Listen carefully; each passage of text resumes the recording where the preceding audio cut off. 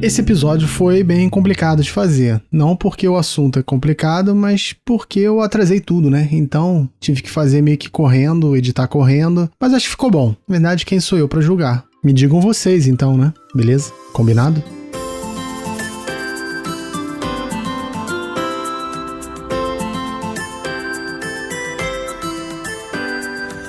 Histórias pra Helena. Uma produção de Gustavo Aldi. Eu te mandei a ideia, né, do que eu quero conversar, então... O primeiro episódio eu meio que tentei fazer uma pegada geral, assim, né, da ciência, desde a origem. É óbvio que é impossível, né, porque eu ainda enfiei no meio filosofia. Aí eu comecei a contar como é que começou a filosofia. Eu falei, não, impossível, né, você gravar um episódio só pra contar a história da filosofia, pra contar a história da ciência, não dá. Então eu meio que dei uma geral. Na primeira parte do episódio sobre ciência, eu fui contando mais ou menos sobre como funciona a ciência, né, essa questão que ela não é infalível, que ela não pretende ser a dona da verdade, pelo contrário. Acho que a ideia da ciência justamente é provar o contrário, provar o que está errado, porque a partir do momento que você testa algo e dá certo, tá valendo, mas você continua testando. Deu errado, pronto, não vale mais. Mas eu acho que eu adiantei um pouquinho e primeiro eu tinha que te apresentar, né? Se bem que as pessoas que escutam Histórias pra Helena já conhecem a tua voz, né? Porque você já participou. Sim, né? Com muito prazer eu participei do episódio sobre jogos. Não sei se o pessoal se lembra de mim, mas com certeza é uma honra. Foi super elogiado. O pessoal gostou. O pessoal gostou da conversa. Não, pensa o seguinte, é um tema que, assim, até hoje, pelo menos, até agora, o público de Histórias pra Helena que eu conheço, que eu identifiquei quem escuta, não é muito de jogar jogos, né? Não é muito de videogame. E eu recebi um feedback legal da conversa. Então, mesmo que a pessoa não jogue ou não estude jogos, gostou da conversa, o que já é meio caminho andado, né? Nossa, eu fico muito feliz de ouvir isso. Mas eu tô aqui com a Letícia Perani, extremamente especializada, doutorada em jogos, em história dos jogos, em comunicação, né? Sim. Mas olha só, o que eu queria saber, vamos começar, a gente vai falar sobre ciência. Então, primeiro, descreve pra gente qual o seu campo de estudo. Mas assim, eu queria que você fosse lá de cima até lá embaixo. Olha, tá aí uma coisa bem interessante, né? Porque a gente está acostumado, especialmente aqui no Brasil, né, a ter uma separação muito rígida entre a ciência. Então, por exemplo, a comunicação, a nossa formação, né, de mestrado, doutorado e graduação, ela é do campo das ciências sociais aplicadas. Atualmente, como eu trabalho no Instituto de Artes e Design, no curso de licenciatura em arte, eu estou dentro de um campo das ciências humanas que é artes, letras e linguística, né? Que é um campo bem específico para atender essas duas áreas que trabalham basicamente com linguagens. Então, vamos descendo, né? Vem do grande ramo das ciências humanas, aí vai para letras, linguística e artes.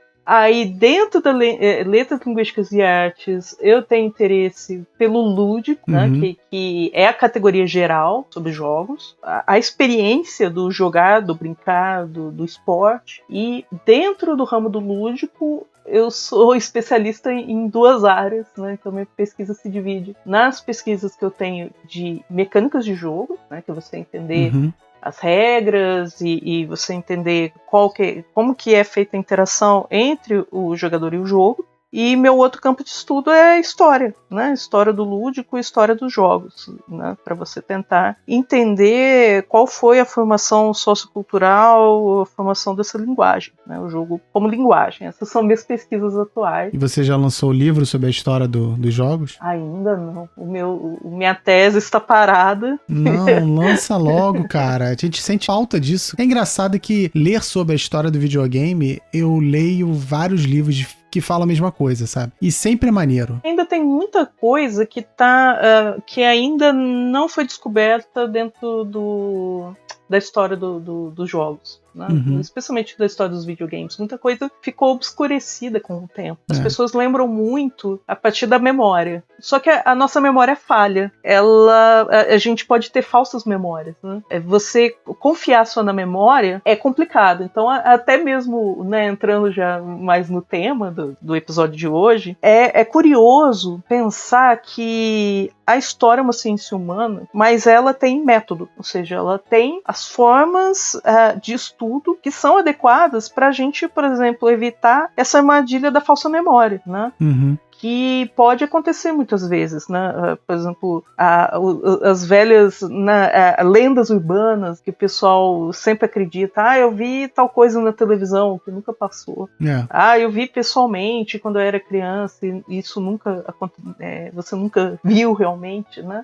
Dentro, por exemplo, das ciências humanas, o método ele serve para isso. A sua opinião em si não é científica, porque muitas vezes ela não é racional, ela não passa pelo campo da razão. Eu posso destacar essa parte de novo para deixar bem claro que a sua opinião não é científica. É só para deixar isso em destaque porque as pessoas esquecem ou simplesmente ignoram. Mas então vamos lá, de novo. A sua... Não, vamos incluir todo mundo. A nossa opinião não é científica. Não é Pronto. E isso vale também para o cientista, viu? Né? A gente sabe, porque não adianta a gente ir com achismos também, né? O que a gente acha e transformar isso numa publicação acadêmica, por exemplo, numa pesquisa. Não adianta. Você tem que ter uma maneira de verificar, né, essa sua ideia. Isso que faz, por exemplo, as ciências humanas serem uma ciência, você poder, a partir das suas observações sobre o mundo, né, você construir um método, e esse método ele ser verificado cientificamente, ou seja, outras pessoas terem experimentado também essa forma de você verificar o mundo, verificar os fenômenos da sua forma, e a partir disso você começa a receber os dados, ou seja, você começa a observar a partir do método o que realmente é ou não é. É curioso a gente falar isso, né, nessa época de pós-verdade, né, que a gente fala de pós-verdade, mas é verificar, né, o que realmente acontece ou não dentro daquele fenômeno. Isso é ciência. Então, eu achei interessante que você trouxe isso e nem eu precisei pedir, porque realmente a questão do método, da metodologia, desse procedimento científico, que também faz parte da ciência, de todo tipo de ciência humana, ciência exata, ciência biológica, o que for, isso foi um destaque muito forte que na primeira parte do episódio, né? Que eu acho que o que faz a gente ter confiança na ciência de maneira geral é ela ter um método bem específico que permite com que você teste, com que você comprove uma afirmação ou, sei lá, uma hipótese, né? E que você possa questionar aquilo sempre. E eu acho que isso leva até para uma segunda parte do que eu queria discutir aqui contigo, que é sobre essa validade ou a validação da ciência humana, ciências sociais. Por quê? Que a gente de ciências humanas, a gente sabe a pancada que a gente sofre quando as pessoas não reconhecem a gente como cientista. E assim, você, Letícia, é cientista. Eu fui quando eu estava estudando, né? Quando eu estava pesquisando. Acho que hoje eu sou aquele cientista, sei lá, por consideração, mas você, de fato, é cientista, porque você faz ciência. Você estuda, você tá gerando conhecimento, buscando conhecimento. E eu acho que essa fragilidade que muita gente vê, ou que tinha, pelo menos, nas ciências humanas, ela meio que deveria ter acabado. Só que não acabou, né? Com certeza. Quando a gente fala de ciência, a pessoa pensa no maluco lá de jaleco branco, que é da medicina, da biologia, da física. Não pensa no cara no psicólogo, no cara de comunicação, no cara da arte. Até mesmo porque as pesquisas, né, no que nós chamamos de ciências duras, né, nas ciências exatas, nas engenharias, nas ciências da saúde, né, elas são pesquisas mais tangíveis, né? As pessoas conseguem ver um resultado mais concreto das pesquisas, né? Por exemplo, agora está sendo feita todas as pesquisas sobre vacina do coronavírus, né? Então as pessoas veem os resultados tangíveis, elas conseguem observar qual que é a importância daquela pesquisa na vida dela. Agora, o que acontece com as ciências humanas, as ciências sociais aplicadas, é que muitas vezes o método científico delas é baseado principalmente no trabalho com as ideias. A maioria das ciências humanas trabalha quase que exclusivamente com ideias, com conceitos, né? E isso não é tão tangível, até mesmo porque na nossa vida cotidiana a gente está sempre trabalhando com ideias, com conceitos, né? Que nós fazemos do mundo, das coisas ao nosso redor, né? A gente elabora opiniões. Então, passar esse filtro das nossas ideias por um método científico, ele é um processo que acaba sendo natural para os cientistas das ciências humanas, mas que não é tão visível para o público em geral. É curioso, porque eu participo de um projeto na UFJF de popularização da ciência, que chama A Ciência que Fazemos. Esse projeto nos leva a escolas, tanto de ensino fundamental quanto de ensino médio, aqui de Juiz de Fora, para mostrar para os jovens, né, que o cientista não é só realmente esse cara de jaleco branco, né, com cabelo esquisito, né, o coordenador do projeto, uma pipeta na mão, né, o coordenador do projeto, que é o José Guilherme Lopes, ele é da química, então ele sempre fala isso, né, que ele quer desmistificar essa ideia do cientista. E acaba que eles me utilizam bastante no projeto, justamente porque eu vou nas escolas falar sobre jogos, sabe? Como que você estuda jogo? Então, é algo que para as crianças é muito estranho, porque você vê uma mulher, né, eu sou relativamente jovem, que estuda jogos, é uma coisa que... Pois é, que, nada assim, a ver, jogo é coisa de menino. Não, mas... Então, é curioso isso. Eu estava até conversando com a equipe do projeto, do Ciência que Fazemos, e a gente estava discutindo justamente isso, né, sobre como que as ciências humanas são vistas assim, né, como método, como ciência mesmo, né? Por que as pessoas veem? Eu costumo ter uma analogia, né, que eu usei assim, e que eu sempre costumo usar, que o método científico é como se ele fosse uma lupa.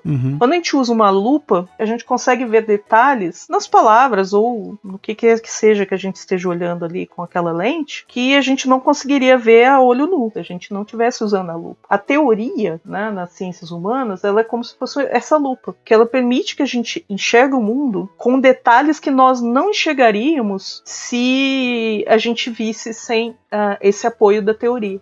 Então, eu gosto muito de usar esse exemplo da lupa, porque eu acho que fica fácil das pessoas visualizarem, né? Qual que é o papel e o sentido de você elaborar uma teoria sobre coisas que você pensa, coisas que você vê no mundo. E é tão importante a validade de uma boa pesquisa científica, porque é como se uma má pesquisa científica, uma pesquisa científica que não é feita corretamente, é como se a lente da lupa estivesse distorcida. A gente vai ver o mundo de uma forma distorcida, que muitas vezes pode acontecer e acontece quando a gente recebe, por exemplo, informações de fontes não confiáveis. Cara, mas eu acho que assim, uma coisa que influencia bastante nessa fragilidade da interpretação sobre o que seria ciência humana e tal, é também porque é muito mais fácil para as pessoas acharem que entendem de ciência humana. Por quê? Porque assim, eu vou pegar no lado da comunicação, né, que é onde eu tô mais inserido. Todo mundo comunica, todo mundo vê, participa, comunica ou é comunicado de alguma maneira, tá inserido, né? Todo mundo vê televisão, todo mundo consome internet. Como tá algo muito próximo, todo mundo acha que entende. E quando algo é muito fácil de entender, aí você pega, por exemplo, um cara que, eu vejo televisão, então eu entendo sobre como funciona a dinâmica da produção, da mídia, da imprensa e tal. Mas aí você dá um artigo pra ele ler sobre,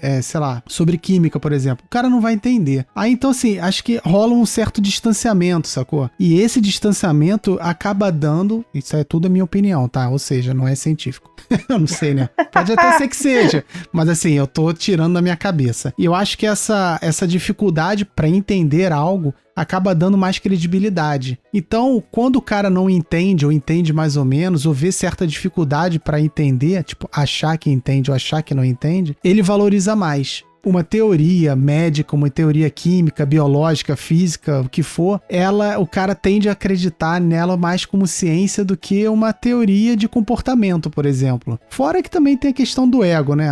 O cara que é de exatas, ele acha que assim, não todos, eu não vou generalizar também, já generalizando, mas o cara de exatas acha que não, eu tô no topo, não, o pessoal de ciências humanas é ciência, mas ele tá aqui embaixo. Quem faz coisa importante mesmo somos nós. Só que eu acho que hoje em dia, principalmente nesse momento que a gente tá vivendo, a única maneira de entender o que tá acontecendo é pelas ciências humanas. Não adianta você ser eu sou epidemiologista, eu sou virologista, eu sou médico, eu sou químico. Você não vai entender o que está acontecendo agora durante a pandemia ou na questão política. Não vai. Olha, para te falar que as pessoas mais geniais do campo das ciências exatas, da engenharia, né, que eu conheço, são pessoas que são profundamente ligadas também ao entendimento do humano. Porque, querendo ou não, até mesmo as ciências que a gente considera tão, né, já tem o nome, né, de ciências exatas, né, ciências da biologia, ou seja, da vida, elas passam por um entendimento que é um entendimento próprio da espécie humana. Se existirem realmente os alienígenas, que aliás tem programas, né, na TV a cabo sobre história antiga com alienígenas, que são um exemplo perfeito de pseudociência, ou como a gente pode utilizar dados científicos para atingir determinadas conclusões, mas isso a gente pode até depois conversar. Se existirem realmente alienígenas, eles vão ver o mundo e vão construir teorias de uma forma totalmente diferente da nossa. Por exemplo, se os cachorros tivessem o nível de cognição né, de inteligência que os seres humanos têm. Eles conseguem, por exemplo, ouvir coisas que nós não ouvimos.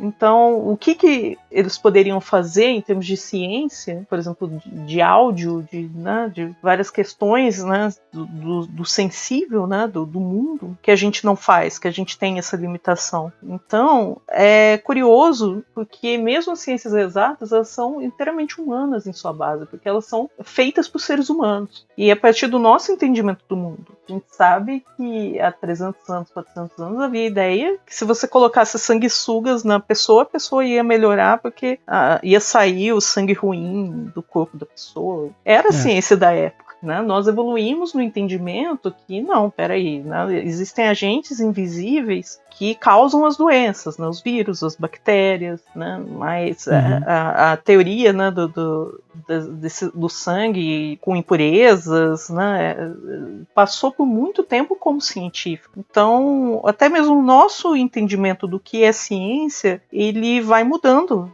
né, ao longo do tempo. Né, ao longo da evolução da humanidade. Evolução no sentido de... não de evoluir num sentido bom, né, porque a gente percebe que muitas vezes né, a história não é tão linear, assim, né, só evolui para o bom. Então, muitas vezes, como nós entendemos o mundo, como nós entendemos até a própria ciência, vai evoluir. Mas acho que teve um período que, não sei se você lembra, até foi na aula da Fátima, a questão lá na década de 50, meados do século 20, né, quando, tipo, na época da cibernética, da teoria matemática, da comunicação, por exemplo, em que os teóricos humanos, né, das ciências humanas, ficavam pegando utensílios ou ferramentas das ciências exatas, das ciências duras, para poder validar a própria teoria. Depois da Segunda Guerra, ou durante a Segunda Guerra Mundial, quando o físico, o químico estavam meio que bolados com o caminho que a pesquisa deles estava sendo levada, e eles saíram dessa área de ciências exatas e foram para a área de ciências humanas. Então eles trouxeram toda essa bagagem, assim, vamos chamar de exata, para a área de humana. E que a galera de humanas usou isso para poder poder validar a própria pesquisa, o que não estava errado, porque olha, tô na época lá do século passado, mas a galera daquela época tinha que, de alguma maneira, validar aquilo, né? Tipo, se colocar no mercado, na academia e ter credibilidade, né? Para poder produzir. Só que eu acho que esse ranço, talvez, você pensar, ciência é usar números, é usar química, fórmulas, e não é bem assim, né? Acho que a gente já tinha que ter saído, muita gente saiu, como você mesmo falou, os maiores cientistas exatos, ou das ciências exatas, eles levam totalmente em consideração não tem mais essa separação, né? Para você fazer ciência, você tem que pensar na cultura, tem que pensar no social, e também tem que pensar na química, na física, na biologia e tal, mas tem muita gente, principalmente a galera que não tá dentro da filosofia da ciência, por exemplo, que ainda vê essa separação e pior, acha que um lado existe e o outro é enfeite de bolo. Não sei se você viu essa comparação. Ainda bem que não. Pois é, Não falou vi. acho que foi eu vi no Roda Viva do Átila e alguém falou pra ele, perguntou o que ele achava, não sei, que alguém do governo disse que investir em área social, estudo, né, ciência social, essa galera é tipo enfeite pra bolo, sabe? Não é importante. É aquela coisa, vamos investir em engenharia, não precisa investir em filosofia, sociologia, não precisa nada disso. E ele respondeu dizendo que ele gostaria de ter na equipe dele, assim, não sei se foi bem isso que ele disse, mas que ele queria ter esses confeiteiros na equipe dele, porque é extremamente importante para você entender, por exemplo, como funciona uma pandemia. É a galera de humanas, né? Com certeza. É exatamente isso que... conforme você foi falando, eu estava pensando justamente nisso. Como que o pessoal da engenharia vai desenvolver a consciência, né? Por exemplo, uma consciência ética, uma consciência social, cultural, né? Do valor, por exemplo, até mesmo do próprio valor da engenharia ali na cultura, na sociedade humana, se ele não tiver os estudos das ciências humanas para embasar. Por exemplo, num trabalho de engenharia, todo trabalho de engenharia que não leva em conta, por exemplo, o usuário, quem vai usar aquela máquina, aquele dispositivo, né? Seja o que for que está sendo inventado ali, não serve para nada. Porque o objetivo da engenharia é justamente você criar soluções para facilitar a vida, né? E a vida do ser humano. É impossível. Não, e não tem nem como o engenheiro pensar algo sem levar em consideração a utilidade daquilo, porque a ideia tem que ter surgido até da interação dele social. O cara não vai do nada, vou inventar tal coisa. Depois os outros usuários vão pensar no que fazer com aquilo. Não, com certeza, né? Eu acho num podcast sobre método científico é complicado, mas... Não, mas é aí que tá. O legal de você ter o seu título de doutora te dá credibilidade pra falar isso. Porque você é doutora, você pode falar. Assim, se alguém for pesquisar, pode descobrir que não é tão correto assim, mas não importa, você tem a credencial para poder falar. O que já é, hoje em dia, olha só, hoje em dia já é bastante coisa. É engraçado que um tempo atrás, eu dava muito valor para mestrado e doutorado. Depois que eu fui fazer, eu passei a dar menos valor. Por quê? Eu falei, eu fiz, não é tão difícil. E hoje em dia, cara, eu vejo a quantidade de, desculpa o termo, mas de boçais falando, e que se eles tivessem feito minimamente uma disciplina de mestrado e de doutorado, no caso, metodologia, análise de discurso, qualquer uma, cara, eles não iam falar essas boçalidades que tá aí sendo distribuída, entendeu? Então, hoje em dia, eu valorizo muito mais um doutor, mesmo que seja assim, e mesmo que seja a gente, sabe? Doutor em videogame. Eu acho que isso é uma coisa também que eu estava conversando com a equipe do Ciência que Fazemos aqui do UFJF, que é uma coisa que é pouco falado sobre o trabalho científico em geral, seja em qual área que for. O cientista tem que ser uma pessoa disciplinada. Eu acho que eu respeito quem conseguiu passar, né, por uma graduação, por um mestrado, por um doutorado, porque isso mostra que a pessoa é minimamente disciplinada. No mestrado, no doutorado, mesmo que você tenha, né, o seu professor orientador ali te cobrando, né, ou do nosso caso não, porque a Fátima é muito fofa e né, que não ficava, né, mas a gente acabava se cobrando por medo de chatear a Fátima e não de deixar a Fátima brava. Então é o método fofinho da Fátima de orientação, né? Mas qualquer trabalho científico ele exige o mínimo de disciplina possível, porque no mestrado e no doutorado você tem que fazer o seu próprio ritmo de estudo, né? Você tem que, por mais que você tenha orientação do professor, você tem que começar a construir as suas ideias, fazer as suas relações, né? Ir atrás do seu objeto de pesquisa, né? Ou seja, o que você está ali efetivamente estudando, né? Então você tem que ter um mínimo de disciplina. Eu acho que uma pessoa que não tenha disciplina, primeiro que ela não passa nem na seleção de um mestrado no doutorado, porque aí você tem que estudar, né? Você tem trocentos livros ali para ler numa seleção de mestrado e doutorado. Não é fácil mesmo. Então, essa disciplina é uma parte muito escondida do trabalho científico, porque as pessoas veem, por exemplo, sempre os grandes progressos, mas não sabem que por trás dos grandes progressos, né, da ciência, tem muito trabalho por trás. Eu acho que às vezes até tem uma noção, mas não tem noção de quão trabalhoso é, né, da gente perder, por exemplo, noite de sono. Nossa, como que eu vou resolver isso daqui? Eu tenho que escrever, ai meu Deus, eu tenho que escrever. Então, é complicado, é muito complicado. Justamente isso que eu estava conversando com a equipe aqui da divulgação científica da UFJF, era isso. Se há algo, né, do trabalho do cientista que as pessoas absolutamente não conhecem, é que o cientista, seja qual área for, seja nas humanas, seja nas exatas, na saúde, nas engenharias, ele tem que ser uma pessoa metódica, ele tem que ser uma pessoa disciplinada, porque senão o negócio não vai para frente. Tem que ser até uma pessoa um pouquinho meio chata, porque senão a coisa não vai. E eu acho, né?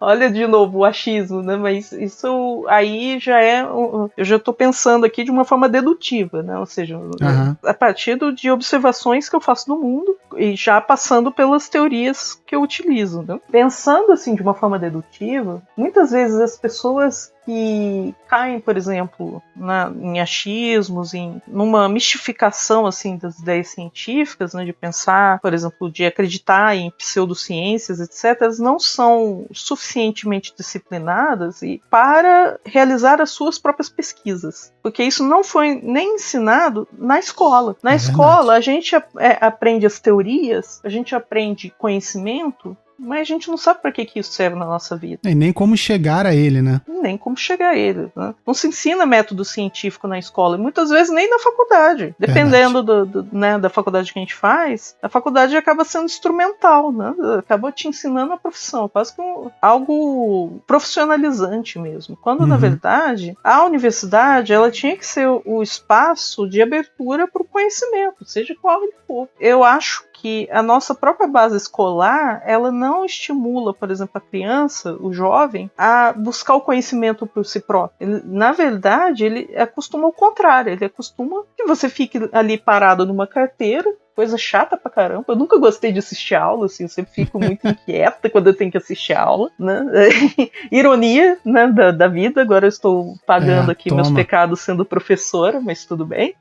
Mas você tem que ficar ali sentado numa carteira durante horas ouvindo o professor falar. O que isso faz sentido, né? E isso você está ensinando de uma forma inconsciente para a criança, para o jovem, que essa é a maneira com que ele vai aproximar a ciência. A gente sente o impacto desse tipo de metodologia, né? Hoje. Por quê? O que eu vejo muita coisa, que aí já mudando um pouco o assunto, indo para a parte de negacionismos e fake news, por exemplo, é que as pessoas recebem informação e não se dão o trabalho de entender aquilo. Não é, tipo assim, não é descredibilizar quem tá te mandando, não, isso aqui eu não vou, tá errado. Não, mas lê aquele conteúdo, faz uma pesquisa. Uma pesquisa que não é um artigo científico, sabe? A pesquisa peraí, deixa eu analisar, deixa eu ler esse conteúdo que tá chegando, mesmo que seja um meme, mas deixa eu ler do que se trata, sabe?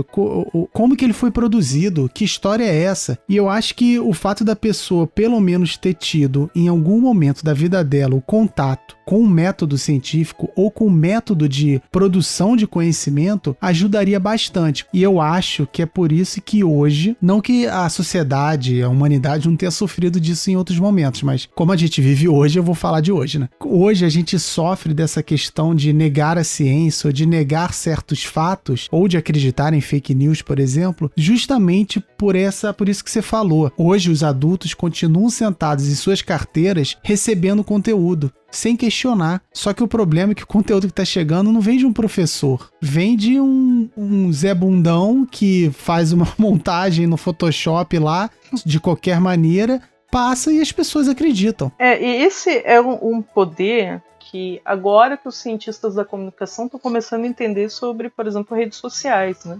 Porque as redes sociais, elas trabalham muito na forma de troca de informação pela confiança no seu interlocutor. Então, se você recebe né, uma fake news que vem, por exemplo, de um familiar, é muito mais difícil você desmontar aquela informação, porque ela também vem construída a partir de emoção, de laços afetivos, né? Uhum. Quando a informação chega de uma fonte que você confia, seja ela aquele teu colega da escola, né, ou de repente o seu líder religioso, ou um médico, né, alguém, um advogado, alguém que você saiba que estudou, de repente, e que teoricamente tem um bom conhecimento sobre o mundo, sobre as coisas, ou que parece ter, né, é muito mais difícil você desmontar ali a lógica dessa contra-informação, né, dessa desinformação, porque é como a fofoca mesmo funciona, né?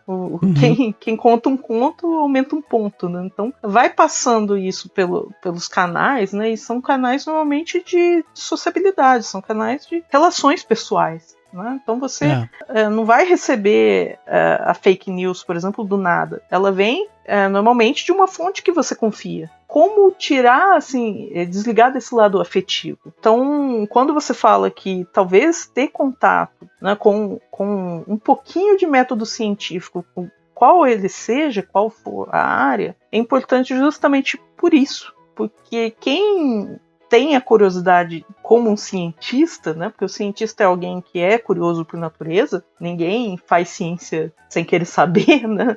Sobre algo, sobre algum fenômeno, alguma coisa. Se você tiver essa curiosidade de saber como as coisas funcionam, é muito mais fácil também para você desmontar até mesmo esses argumentos que vão sendo construídos. E como é que você vê essa questão agora que está bastante forte do negacionismo científico, por exemplo? O negacionismo científico, pelo que assim, eu consigo ver nas redes sociais, né, pelo que a gente estuda, né, e tenta pensar, ele vem muito também das pessoas quererem validar também os seus conhecimentos. Uhum.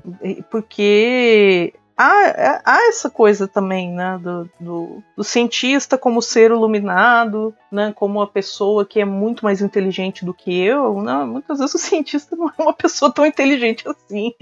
Verdade. Eu me acho muito burra para se determinadas coisas da vida, assim, eu sou muito lerda. Então, eu fora ali da minha sala de aula eu funciono para muito pouca coisa.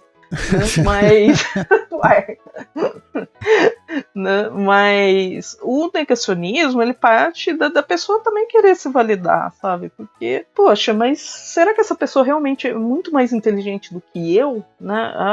Muito da mistificação da ciência vem disso, né? Poxa vida, aquele cara lá é cientista, será que ele é tão melhor do que eu assim? Né? Eu também, todo mundo tem seu ego, né? O ser humano tem o ego. Todo mundo quer se sentir válido, todo mundo quer se sentir alguém que contribui para a sociedade de alguma forma, que contribui, né, para o seu redor, que tem a inteligência. Né? As pessoas elas querem acreditar também nas coisas, porque isso valida as próprias formas de pensamento que elas já têm.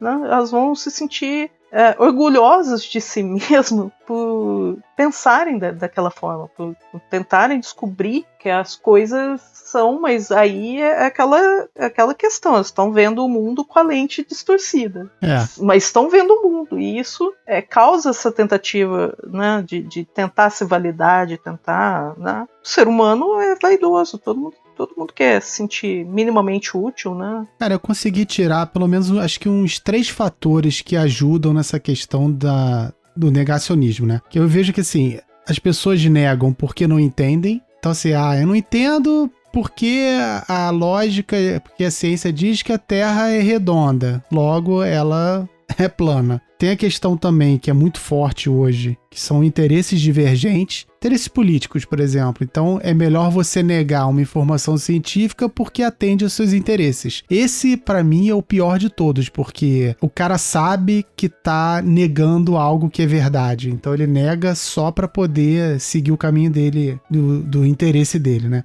E o terceiro é esse que você falou, que é essa questão da vaidade, né? Tipo, por que esse cara sabe e eu não sei? Não, eu sei também. Aí vai criar toda uma teoria. E indo por esse caminho, por exemplo, eu acho que tem 2 tipos de negacionismos, que um é bem perigoso e o outro, ok. Ele pode ser perigoso, mas por enquanto. Por exemplo, terraplanismo é um negacionismo que eu não vejo maldade, assim, eu não vejo problema nele. Porque não vai gerar tanta confusão, né? Mas, por exemplo, a galera que é anti-vacina, que nega a validade das vacinas, isso é extremamente perigoso. Não sei se você concorda. Em termos, assim, porque... E faz parte da ciência também a gente discutir ideias, né? Não concordar com tudo. Não, eu tô, tipo assim, esse aqui é um brainstorm. Sim, elaborando hipóteses. São hipóteses. Depois a gente pode tentar concretizar, fazer um estudo de verdade e tal, mas... Por enquanto, eu tô soltando coisas. Quem diz que, por exemplo, a pessoa, né, os negacionistas, eles não podem tentar elaborar suas ideias sobre o mundo? Ideias científicas, entre aspas. Eles podem. Quem que proíbe? Né? Não há nada proibido. Inclusive, tem que ser incentivado. A grande questão é que, por exemplo, pessoas como os terraplanistas, eles acabam também, né, justamente por essa tendência de negar fatos científicos, elas acabam sendo como que vítimas, né, entre aspas, mais fáceis de outras formas de desinformação. É por isso que eu falei que pode caminhar para uma coisa perigosa, né? Que a princípio não seria, mas pode caminhar para isso. Não, com certeza. E isso é utilizado até mesmo com motivações políticas, né? Porque muita gente se esquece que a política também é uma ciência. Ela é uma ciência humana. É que nem o meu antigo orientador da graduação fala, né? O Francisco Pauliello Pimenta, né? A política é a ciência para fazer as pessoas se entenderem, as pessoas agirem em prol de um bem comum, né? Porque o ser humano não conseguiria viver em sociedade se não fosse pela política, porque cada um tem os seus interesses, cada um tem as suas questões. A política, teoricamente, é aquela base de conhecimentos, né, que nos falam como viver em sociedade. Você trouxe a questão da política, que é muito interessante. Queria dar uma dica, que tem um podcast chamado Histórias para Helena, em que o tema dele foi sobre política. Então, procura lá que você encontra. São 2 episódios, né? Perfeito. Faz parte do jabá. O jabá faz parte também. Alto jabá. Não, mas fala aí. O negacionismo já passa por aí. Por essa ideia de que você pode manipular essa ciência, que é a política, para objetivos próprios. E isso começou a ser cada vez mais utilizado, até métodos científicos de manipulação mesmo, né? De opiniões através, por exemplo, de algoritmos de redes sociais, né? A gente sabe que o que aconteceu, o que está acontecendo no mundo, e não é um fenômeno só nosso, infelizmente, isso acontece no mundo inteiro. De uma certa forma, o conhecimento científico foi utilizado para esse determinado tipo de ação. Tecnologia, por exemplo, a tecnologia não é neutra, né? Como as pessoas costumam pensar, porque a tecnologia é neutra, o que faz, né, o ruim ou o bom da tecnologia é como nós utilizamos a tecnologia. Não. A gente sabe que, né, por exemplo, as bolhas, né, de opiniões das redes sociais, ou seja, como as redes sociais acabam filtrando, né, determinados tipos de conteúdo para, teoricamente, nos mostrar conteúdos, né, nas nossas timelines que são mais adequados para a gente, isso é utilizado, né, de uma forma muito sensível para a manipulação política, para a manipulação de opiniões. Então, são descobertas da ciência que são utilizadas, por exemplo, por negacionismo, né? É uma contradição, mas eu acho que a própria lógica do negacionismo trabalha a partir de uma ciência de contradições. Porque você acaba construindo essas oposições entre ideias, entre as coisas que não são verdadeiras. Mas aí eu acho interessante isso, porque quando você é um negacionista, você está negando um fato científico, mas você pelo menos tenta comprovar o que você está falando, ok. Não sei se você viu um documentário na Netflix sobre terraplanismo. Não, ainda não, mas eu vi Vale muito a pena. Assim, é bem interessante, os caras tentam, quem produziu, né, eles tentam não ser preconceituosos, mas não tem como não ser, porque boa parte dos terraplanistas são muito infantis. E são pessoas com problemas mesmo sociais. Só que tem uma outra parte que não, que realmente não acredita que a Terra é redonda e tenta comprovar através de métodos científicos que a Terra é plana. Então, no documentário, eles filmam, né? Eles acompanham uma galera que está fazendo experimentos. E são experimentos científicos. Só que toda vez que eles concluem, eles veem que a Terra tem curvatura. E só que aí entra aquela coisa da vaidade, sabe? Ou do interesse, eu não sei. E eles continuam inventando alguma coisa pra continuar negando, sabe? E assim, eu não sou contra a pessoa negar algo, desde que ela comprove o que ela tá falando. Pelo menos tem que ter um bom argumento pra aquilo. Um outro exemplo agora, acho que mais atual, essa questão dos remédios, da medicação contra a Covid. Desde o começo, eu nunca fui contra cloroquina, hidroxicloroquina, ivermectina, essas coisas. Não é isso. O problema é o seguinte, você chegar e falar... mas as pessoas não estão tomando, esse movimento contra os medicamentos é uma questão ideológica. Não, cara. Tem toda uma pesquisa científica que diz que esses remédios não funcionam. Aí vem uma pessoa e fala, não funciona assim. Tá bom, me comprova que funciona. Aí o cara fala, meu tio tomou e funcionou. Pô, não, né? Não é assim. Então, você pode negar algo, até porque a ciência é feita de negações, né? É uma teoria, vai vir alguém, vai querer negar aquilo, vai criar uma anomalia, né? E vai querer pesquisar para comprovar que aquilo não é daquela maneira. Então, ok, se você diz que cloroquina funciona, comprova. Se você diz que a Terra não é redonda, comprova. O problema é a pessoa que só, fala e fica por isso mesmo. E continua repetindo a mesma coisa. Aí vira essa pós-verdade, né? A questão da pós-verdade, ela é muito sensível, né? Porque ela é muito baseada no afeto mesmo, né? No sensível, né? Então, por exemplo, meu tio tomou. Então, percebe como tem esse laço de afetividade? É a lupa distorcida. É totalmente a lupa distorcida. Não é que a pessoa está tendo um pensamento anticientífico. Eu acho que classificar, por exemplo, os negacionistas, as pessoas que trabalham com a pós-verdade de não científicas, é até um tanto errado em determinados casos, porque as pessoas estão tentando ser científicas, mas de uma forma enviesada, de uma forma que não é correta, por exemplo, com métodos que não são verdadeiros. São eficazes, né? Que não são eficazes. Né? Por exemplo, a gente tem outros exemplos famosos, por exemplo, na área da saúde. É um negacionismo, por exemplo, da ideia de que o HIV é o vírus que provoca a AIDS, né, posteriormente. Né, que a AIDS tem uma série de pesquisadores, né, pseudo-pesquisadores também, que desde os anos 90 dizem que o HIV não causa AIDS. Que a AIDS seria causada por outros fatores, por exemplo, fatores genéticos, fatores de contaminação ambiental. Então, muitos desses pesquisadores eram pessoas da área da saúde com doutorado, mas que desenvolveram teorias que foram postas à prova e que não funcionam, mas continuaram defendendo essa ideia, que foi uma ideia que levou à morte de muita gente, né? Nos Estados Unidos teve um escândalo, né? Que crianças, né? Que uma mãe parou de dar a medicação contra, né, o retroviral contra o HIV para crianças, as crianças infelizmente faleceram. A mãe depois acabou falecendo também, né?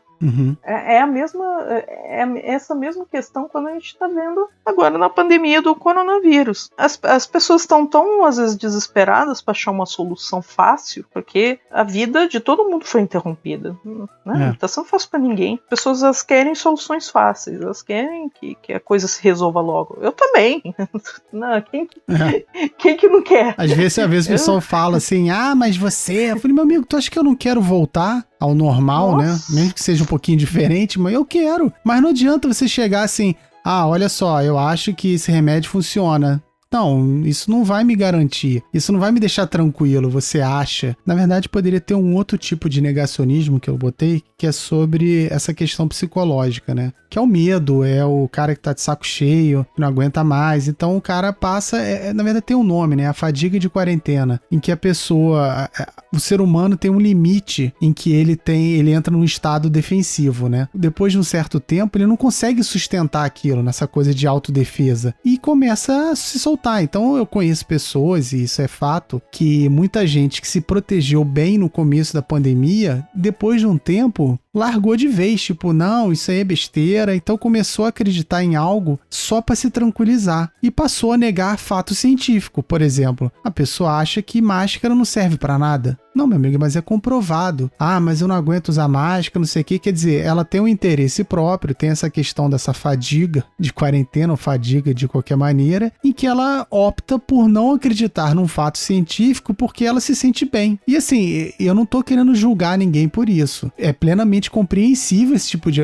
e é normal isso acontecer. Essas questões, né, por exemplo, relacionadas à pandemia, são questões que me deixaram até muito perturbada. Eu tinha uma fé, olha que irônico, eu tinha uma fé quase que inabalada na ciência, no conhecimento. E quando eu vi, né, por exemplo, as pessoas, né, e os seus argumentos, de repente, para o não cuidado próprio, eu fiquei meio descrente até mesmo da própria racionalidade humana, assim. Né? Cara, eu também. Foi algo, pegou pesado, assim. Chegava em momentos que eu questionava a mim mesmo. Falei, cara, será que tem alguma coisa ali que eu não tô vendo? Sabe? Eu tava questionando a minha racionalidade mesmo. Porque eu falei, não é possível que a pessoa veja isso, tenha acesso a essa informação e mesmo assim pensa dessa maneira. Ter essa informação e saber que ela existe naturalmente impediria de ter esse posicionamento determinado. Mas não.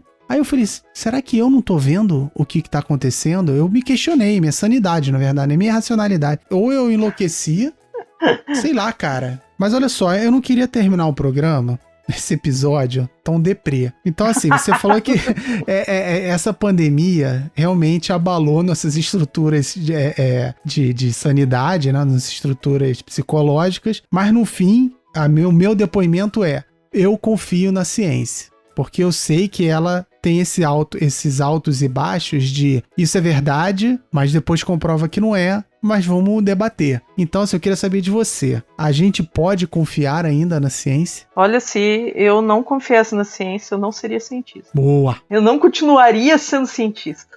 Eu não conseguiria. Eu ainda acredito na ciência como a melhor forma da gente crescer, né, como seres humanos. Uhum. Não só como sociedade, mas também individualmente. Porque eu sinto que a cada vez que eu vou adquirindo novos conhecimentos, eu sinto que eu melhoro como ser humano. Eu me torno mais sensível aos problemas da nossa sociedade, eu me torno mais sensível ao mundo. Isso me abre pro mundo. Fica mais empático, né? Não, com certeza. Eu sempre fui uma pessoa muito tímida, muito fechada. E de uma certa forma, poder falar a língua comum da ciência com várias outras pessoas que eu acho que são muito mais inteligentes do que eu, acaba me dando até motivação para continuar. Porque eu quero ser uma pessoa melhor. Eu quero que a nossa sociedade seja melhor, eu quero que o mundo seja melhor, que o Brasil, né, seja muito melhor. Né? E eu sei que a gente só vai conseguir isso a partir do conhecimento científico. Quando o conhecimento científico conseguir ser espalhado, né? Nem todo mundo precisa virar cientista, mas todo mundo pode ter acesso às ferramentas do pensamento, né? De sofisticação do pensamento que a ciência pode trazer pra gente. Eu acredito nisso. Pô, lindo, lindo. É com isso que eu quero fechar. Bonito, não, hein? Essa mensagem vai ficar pra eternidade. Então, Letícia, só essa parte final já valeria o programa, eu acho. Eu vou gravar uma mensagem no começo. Olha, se você não quiser ouvir o programa inteiro, ouve só o final, porque aquela mensagem tá ótima. Então, obrigado por ter participado de novo, assim, tão em cima, no meio de uma pandemia. Então, obrigado. Isso, eu que agradeço, né? É sempre legal poder conversar, poder discutir, né? O mundo, as coisas, as ideias. É muito bom ser cientista.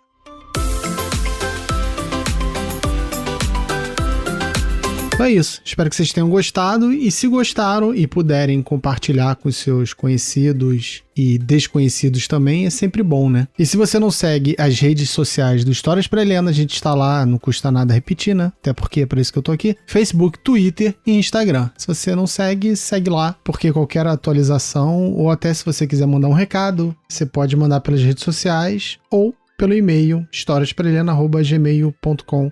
Eu sei que o e-mail tá morrendo, mas isso é coisa de velho. Mas tá lá, né? Tá funcionando ainda. Então é isso. Até o próximo episódio.